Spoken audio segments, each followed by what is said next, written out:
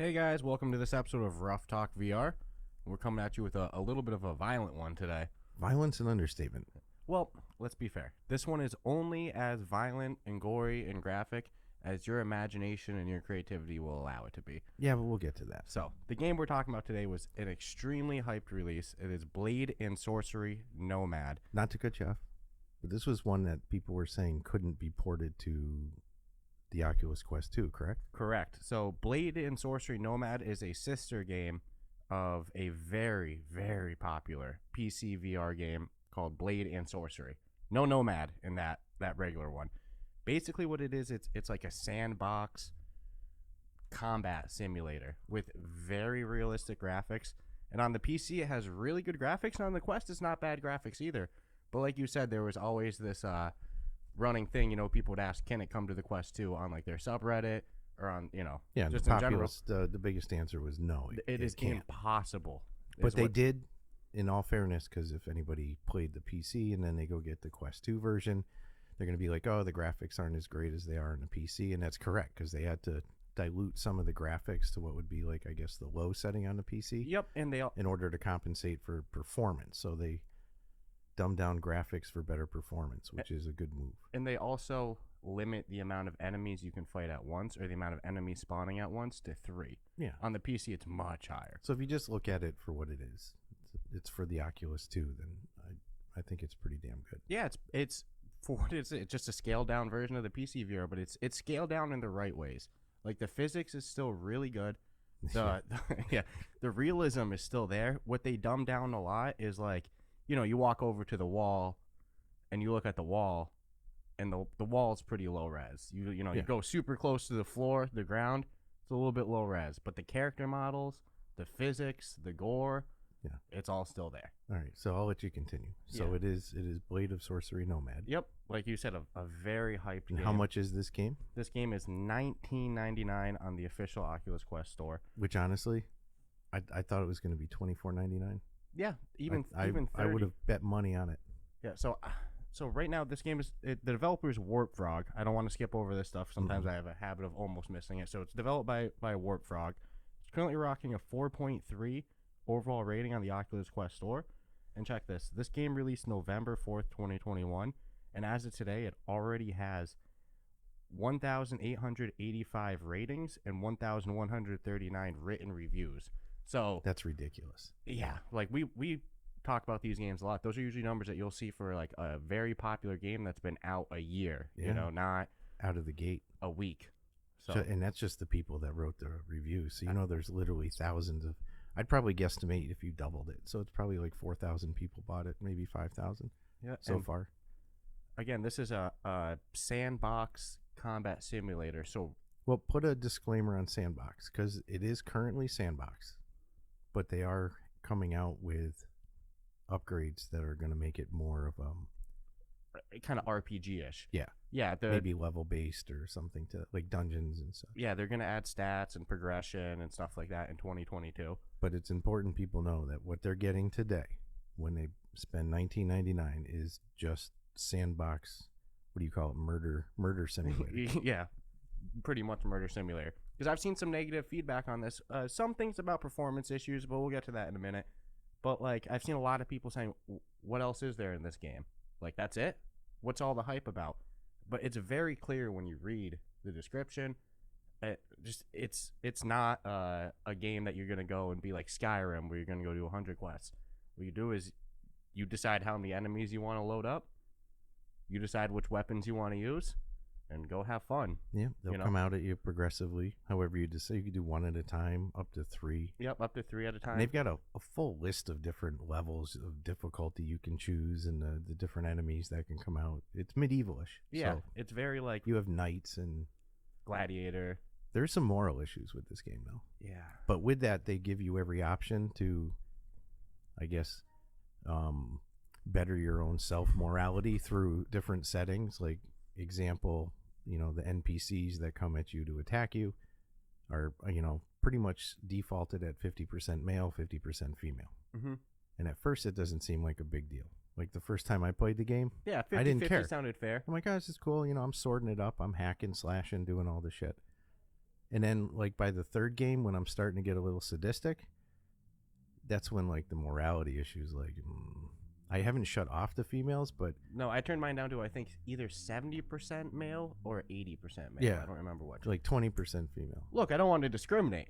I don't want to do no female. No, but I agree. It was getting a get little hate for that. It was a little uncomfortable when it was like, man, Yeah, because you can do a lot more than just simply kill. kill the enemy. I mean, with your sword or blunt object, or... I mean, literally, you can kill people with other people's body parts in this game. Yeah, you can punch them to death too. But I'll say the secret to that is go into your settings. Decide, first of all, whether you give a shit about how many males or females you're going to be fighting, and then make sure your settings for gore and such are turned on. You want to make sure. I don't think they're defaulted as on. No, they're defaulted as off. And here's the thing. Some people are getting some performance issues with this game where, like, frames will drop or it'll lag for a second, which I have personally not experienced. I have not had that. Crazy I've read it, but I have not had it. The only time I've had any frame drops or like a flash of a black screen for a second or any performance issues are if I'm loading up 3 enemies at the same time and I have the biggest axe and I'm just swinging like a psychopath. Then, like, my game does lag a little bit. But you know what I have seemed to anecdotally read a lot? It seems like a lot more performance issues happen at the maps that aren't the arena. Okay. So I usually play in the arena because it's fun to me. I like the arena because it's a stone arena that you're in. So I'll go backwards a bit. I feel like we're skipping over a little bit. Like when you load into this game, it has you first time you create your character. Well, first you actually pick which game mode you want to do, whether you're going to do the sandbox mode or the crystal hunt mode. But the only one available right now is sandbox. Crystal hunt, it'll say coming in 2022, and that's where it says, you know, stats, levels, progression, yada yada. So you select sandbox, then you make your person, you know, pick their hair, you know, pretty basic. Yep. Very basic. I hope that they expand upon it in the future, but nonetheless, it's pretty basic. Then you load into your home. It's kind of cool that they give you a home. It seems like in future updates, you're going to be able to do some customization in there, and I like it. It's already getting the RPG. Your starting lodge. But then there's kind of like a little book in your home where you can preload out with weapons and stuff like that. So on the book, it'll say like categories of things: shields, swords, daggers, exotics, ranged, bows. So, you know, go crazy. Pick out your loadout that you want. You can hold up to 3 different things at once, including a health potion, which is cool. You gotta like pop the cork out of the top of it and lean back and go, you know, so it's pretty cool. They give you magic in it. Yeah, I was gonna get that. So yeah, you can hold 3 things, one in your right side, one on your left side hip, and then a big item on your back. And so yeah, there's melee, there's ranged, and like Stratus just said, there's magic too. So you can like hold, what is it? And there's blunt. Well, I mean, I guess that's melee. Yeah, but yeah. There's specific. There's to me a difference between a melee and a blunt. Yeah, blunt hammer. Yeah, there's swords, there's axes, there's, like you said, hammers. You know, there's a good variety. They have like a good array of medieval weapons. Yeah, it's they have a rapier. You know. Yep. Pretty cool. So to open up your magic, I think you hold like the A button, and then like the screen pops up where there's like a flame, electricity, and then a telekinesis. Yep. And then like, so you pick which one you want. It takes a little bit to get the hang of. That's something I'll say about this game in general. There's a huge learning curve. Yeah, but what's cool is you can, I mean, on day 1 when you load in, you can change the setting to invincible, so you'll never die. Yeah, there's like a little which I'd recommend menu. just so you can get familiar with the controls and familiar how to move and how to pick up the weapons and hack and slash. You know what's funny? I've never used any of the cheat settings. I did the hardest NPCs. Okay. But I made it so I couldn't die. I just wanted to see what their skill level was. Yeah. And I did amazingly well, even though I had it so I wouldn't. But it still shows you if you get hit. Yeah, you get that red. But I liked it because if I wanted to just mess around and cut an arm or a leg off or cut the head off, I didn't have to worry that I was still getting attacked. Yeah. And then I could hold the head up to the enemy and be like, hey, this is going to happen to you. Taunt them a little. This game really does bring out a weird side of you, though. Oh, there's no doubt about that. Especially with removable limbs and decapitation and the physics and your ability to, I mean, it's a little ragdolly. Yeah. But it's weird. So it's weird because like the physics when you're fighting are very realistic, and then as soon as because you can grab the enemies, any limb on them, and manipulate them. Dude, you can choke the enemy. Yeah, as soon as you can choke the enemy in this game. As soon as you grab them, it's ragdoll physics. But Yeah. before that, it's like realistic, you know. But like, so you can grab somebody by the arm and like kind of helicopter them You can around. use them as a human shield too. Oh, I do that a lot, and then I love choke slamming people. So I'll grab them by the neck and I'll pick them up, Undertaker. and I'll slam them, and then I'll grab them by the other neck and I'll take out my sword and I'll just slowly put it. right Yeah, through the face. sound effects are pretty realistic. intense. Yeah, when you slowly put the blade into somebody, it's got that. Or even the way you're walking with the gravel on the ground. Yeah. It just some bad shit's going down. Sometimes I'll also take people by the neck. I'll choke slam them instead of taking out the dagger. Then I'll just start hammer fisting them with my hand until they're bloody pulp. I dismembered that dude the other day. Took Yeah. his arms and legs off, and then propped him up, and then was beating him in the face with his own foot. Pretty graphic. Yeah, I even posted that one on Instagram. I was like, all right, I gotta. This game, I don't know.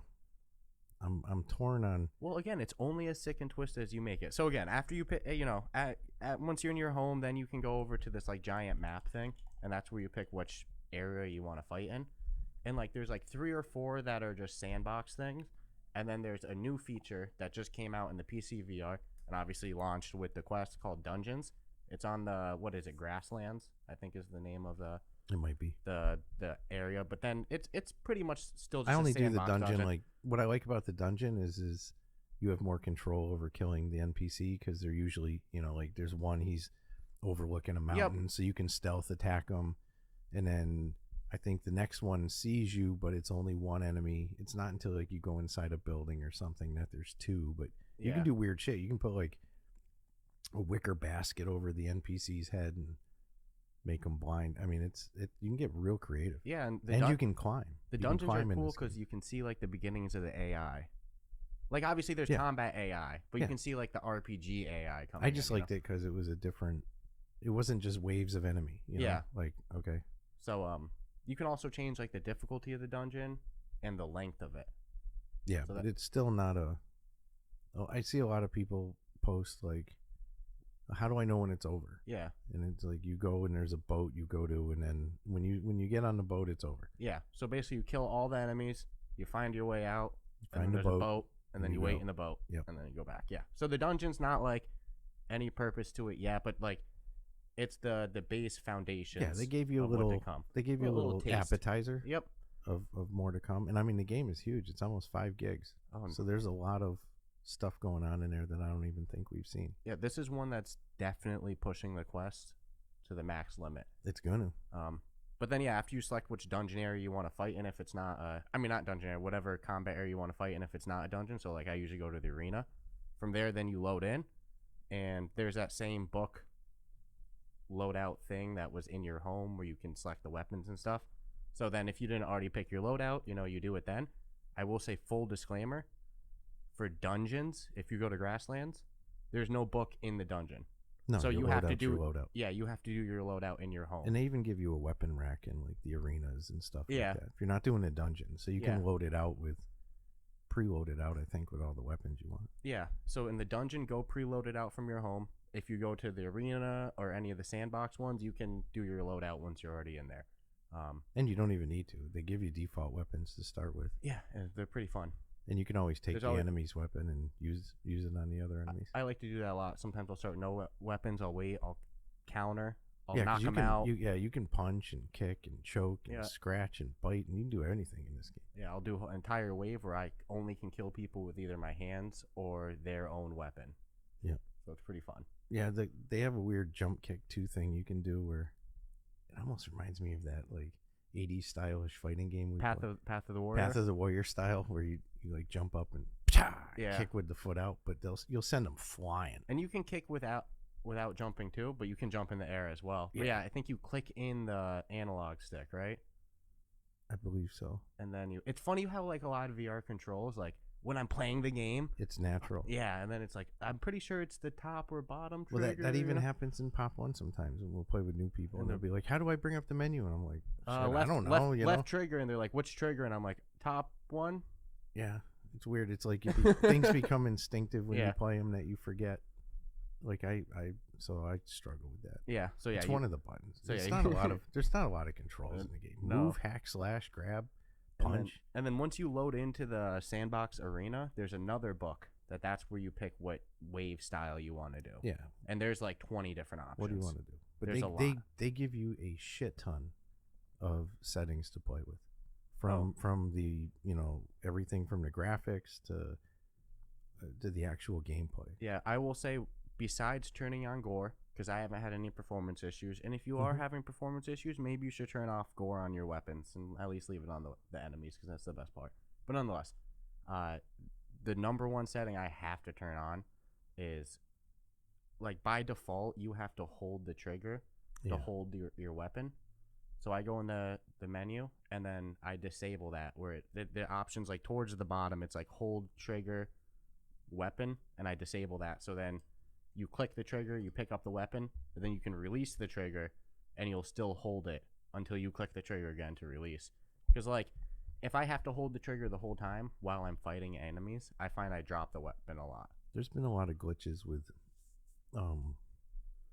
like when you go to pick up a weapon, like the weapon's not in your hand, it's like 2 feet away from your hand, and it's kind of floating out there in space. Well, that's because that's not a glitch. That's because your guy has magic. Well, I know that, but it can, won't. like, It won't come to you. It Yeah, won't. Yeah. So you should be able to. You should be able to. I also grabbed a weapon the other night with my hand, and it was upside down. Yeah, and it didn't give me the ability. I even have that on a video with the 2-handed axe there, and it had my hands. And no matter what I did, it wouldn't fix it. Yeah. So I'm not the only one with that. Yeah.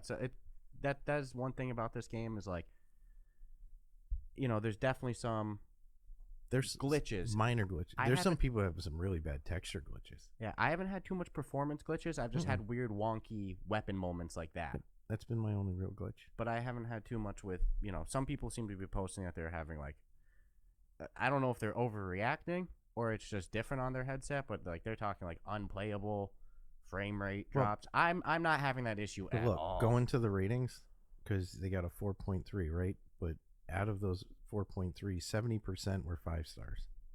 10% were 1 stars. So it's like, well, I think out of the 10% 1 stars, there's a huge percent that thought they were getting more. They just didn't read it. I mean, it clearly states what it is, but the reality is it's a sandbox for now. And they wanted more, so they gave it the once. And I think there's a percentage that were just like, they're having performance issues. It is what it is. Yeah, I'm But curious. that's pretty high as a 10%. Yeah, well, I think that there's a lot of people, like you said, they didn't know what they were getting, and then I think that there are some people that were like PCVR people who had some high, like, they weren't graphical. Yeah. It would only be a graphical expectation. Yeah, but, like, man, if so it's a love it or hate it game. Yeah, with a very weird gray area in the middle. For somebody like myself, I have a big imagination. I can, like, self roleplay pretty easily, so it's easy for me to drain my whole battery on this game in a single session, and, like, go back and play it a day later too.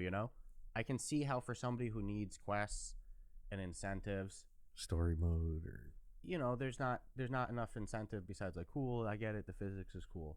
So it depends on who you are. For me, just seeing, like, how good the physics are, this game's a gem to me. But, like, know what it is. If you're expecting to go in and it's going to be a full-blown RPG where you're going to level up and quests, and that's not this game right now. It's a sandbox murder simulator, medieval style. Murder sim. Yeah, murder sim's the best way to put it. And I mean, face your own morality issues when you play it. I made it to about, I think, the 3rd game before I started to get a little twisted. Yeah, well, it's fun. Dude, I was dying laughing because the first day we played it, you're like, so, it's just a sandbox, right? Kind of like, what's the point?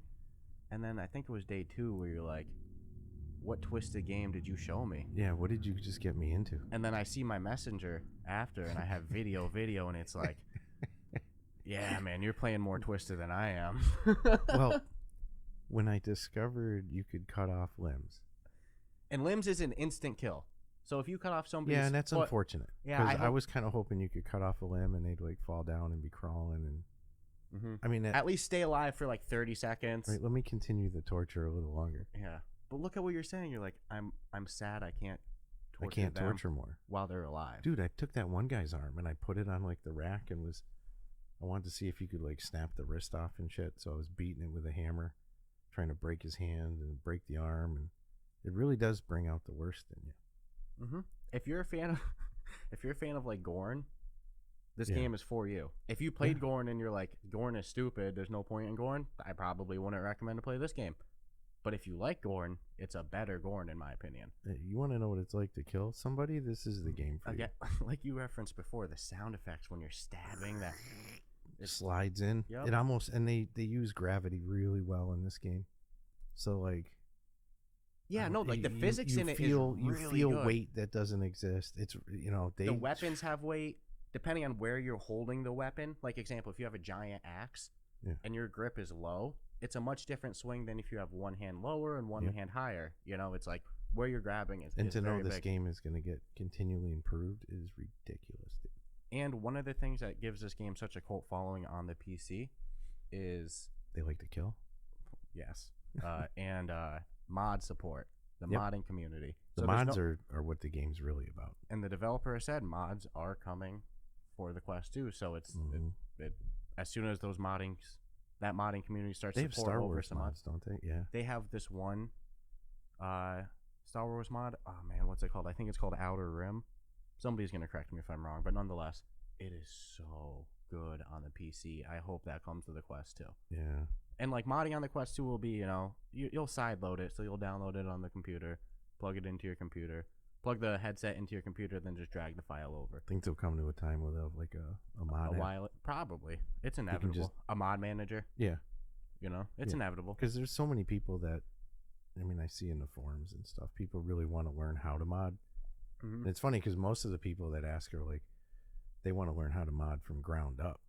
But I think that's ridiculous. I think the programs you can use, like the mod managers and such for other, I'm thinking older PC games.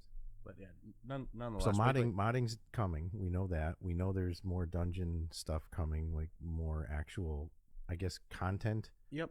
Not just simulation. Loot is going to be in the dungeons, like I said, levels. So, and then this Crystal Hunt mode that is coming in 2022. Think we'll ever see multiplayer? Man, you imagine like you and I in the arena. I'm not going to hold the expectation for it, but if it ever was, this would probably be my #1 game, especially with a Star Wars mod. Imagine us both having lightsabers. Yeah. And we're in that arena together. Can you cut someone's limb off with a lightsaber in one swing? Or do you have to hack at it like you do with the other weapons? Well, I've cut plenty of limbs off with one. Dude, you swing. can slit throats in this freaking game. That's one thing I've done so many times. Like I'll be doing my hand-to-hand thing with one enemy at a time, so that way I'm not getting jumped from the back. That's probably my favorite mode, is doing one enemy at a time. Yeah.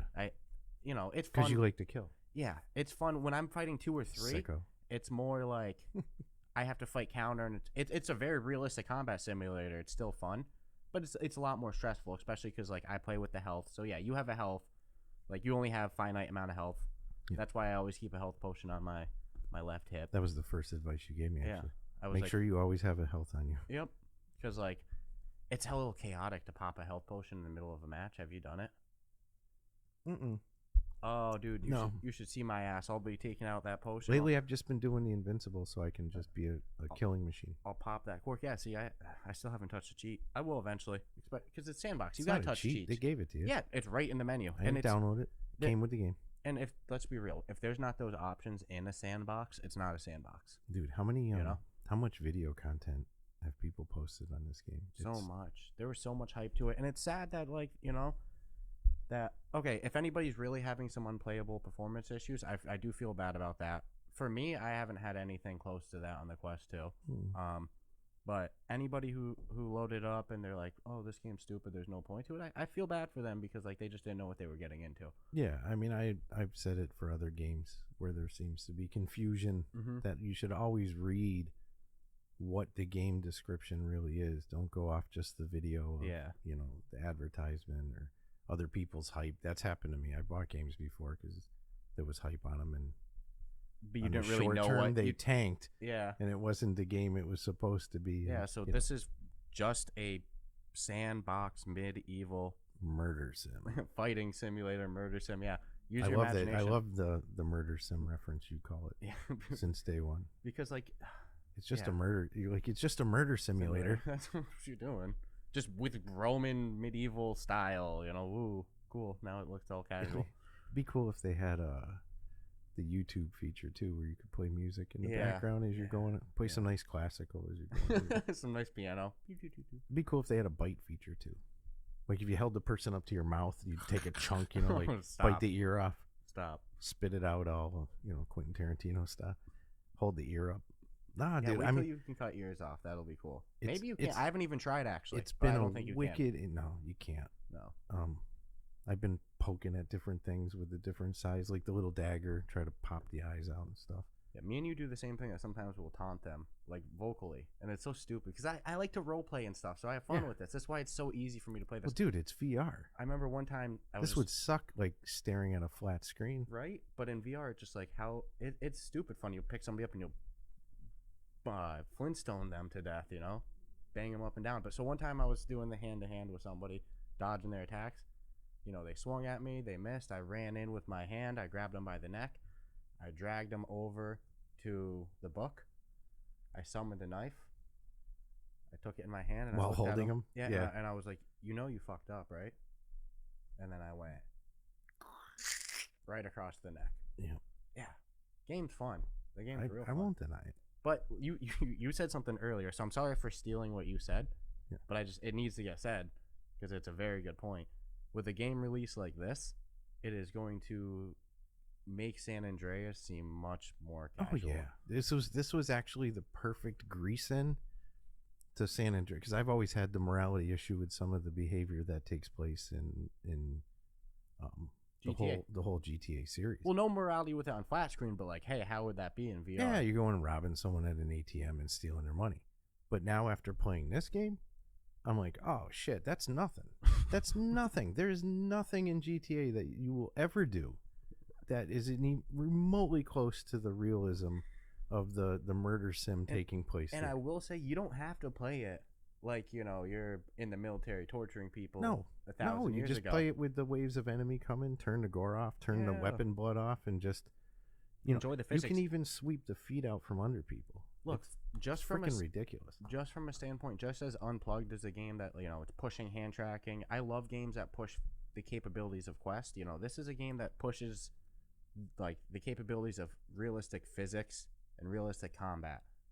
There's no game has more realistic combat. Like melee combat, it's not even comparable. Not for everything you can do. No, it's not even comparable. So like it's a stand on its own in that department.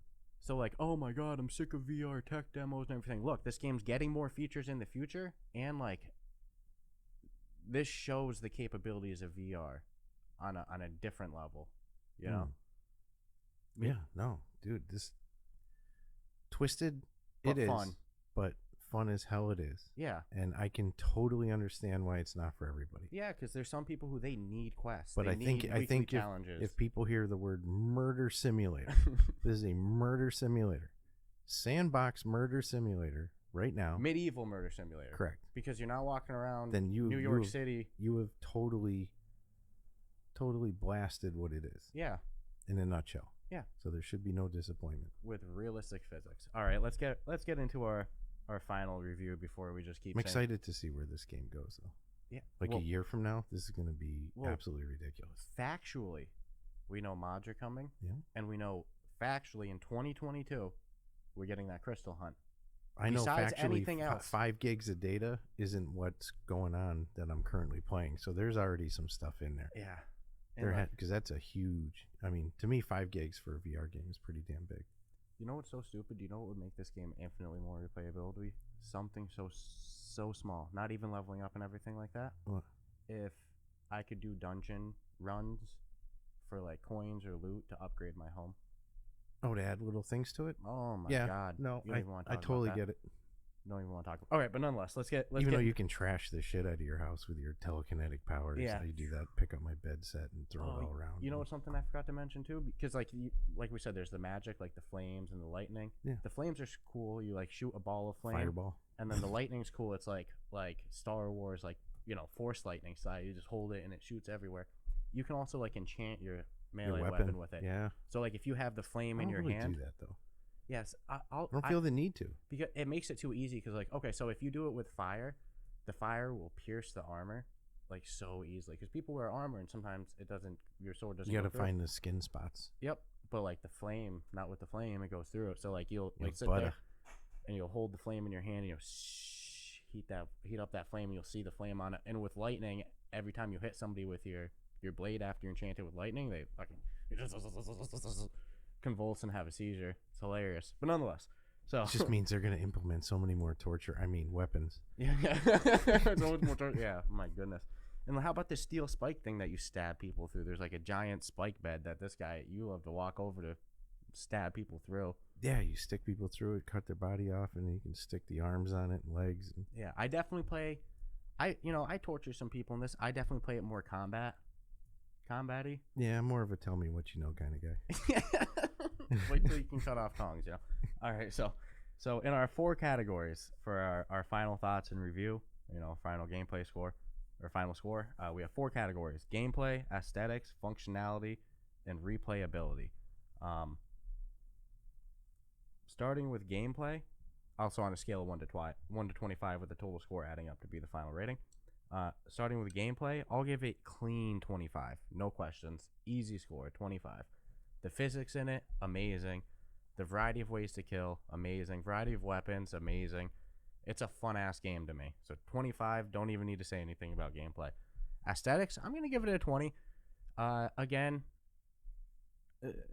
the backgrounds and stuff, the environment, maybe not the highest resolution, but the things that matter, the weapons are good quality visuals, the the characters, good quality visuals, the blood and gore, good quality visuals. So the shit that really matters to me, I don't care about a little pixelated wall in the distance. I'm not even going to stare at it. The things that look beautiful are the things that are important. So aesthetics, I'm going to give them a 20.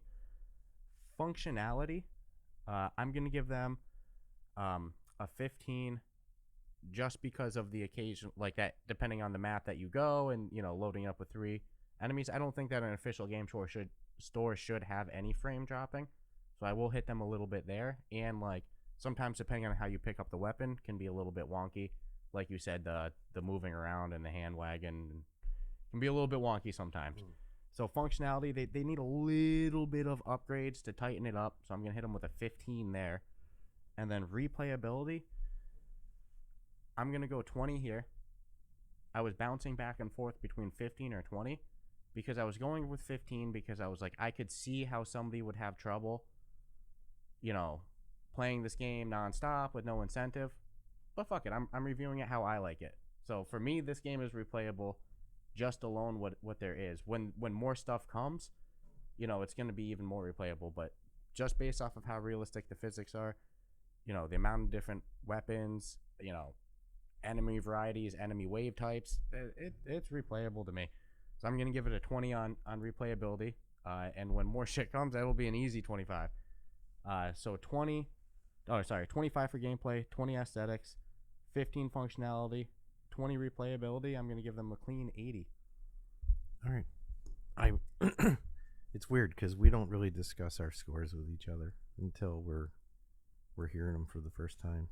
So it strikes me odd because we always have different opinions on certain things, but in this case we came up with the exact same scores. My final rating's definitely an 80. It's identical to yours. The gameplay, look, I can see why people won't like the game. So the scores I'm giving on it are weird because this is like totally like I like the game. So I guess they're selfish scores because I could see someone hearing it and being like, well, you gave it a 25, dude. I hated this game. Like, okay, so that's fine. I'm just telling you, I really liked the game. So I give it a 25. It's fun. It's got me intrigued. And it's brought an ugly side out of myself. Aesthetics 20. There's some issues, but I have like wholehearted faith that these issues are going to get corrected, and that's why like I'm more anxious to see where the game is 6 months from now than where it is at today, to be honest with you. Functionalities of 15. Again, we'll go to some of the obvious things. It's some of the things have even happened to me. I haven't had issues with the gore and stuff, so for that I'm happy. I'll take that sacrifice for now, and again look forward to the future with it, where hopefully the functionality moves up to at least a 20, maybe a 25. And then replayability, you know, this is again where it's like, how much murder sim do you need in your life? And, you know, there's not a ton of content for it, but so it's more of an individual thing. So it could be a 15 or a 20. I agree with that. So I gave him a 20 because... For you personally? Yeah, it's more of a me thing. But if it's someone else, they could be like, okay, that's really a 15. You could even do the same thing with the gameplay. And, you know, if you're listening, you could be like, okay, you gave it a 25, I'll give it a 20. Mm-hmm. And I'll give the replayability a 15. Yeah. But really... I came... Yeah, so to anybody who's not into that, it might be more of a 70, but I gave it an 80. So 80, two 80s. Yeah, 80 from both of us. Yeah, I'm looking forward to the future of it. Yeah, and I think it's very important that people, you know, that's why they should know what they're buying before they buy it. It's a sandbox murder sim. Yeah, that's it. That's it. Awesome. All right, guys. Well, fun as hell. I hope you enjoyed today's episode, and you know, don't forget to subscribe. You know, rate us 5 stars on Apple Podcasts, whatever thing you listen to. You know, be sure to check us out on our official subreddit as well, which is r/Ruff Talk VR. I think we're up to like 87 members or something now. Yeah, so need that 100 push. Yeah, we're on the quest for 100. Let's go. So join us there. You know, we sometimes play some subreddit games. You know, give you first scoop on next week's episode. Talk with other community members about the episodes. All that fun stuff. And then also check out the link in our bio, not in our bio, in our show notes for our supporter page, which is kind of a way you can donate to the podcast directly. You can either donate one time. Or you can become a monthly donator, which automatically donates monthly, just to kind of help us become a full-time podcast, right? Speaking of which, we actually got our first sponsor as well, which you definitely heard at the start of this episode as well.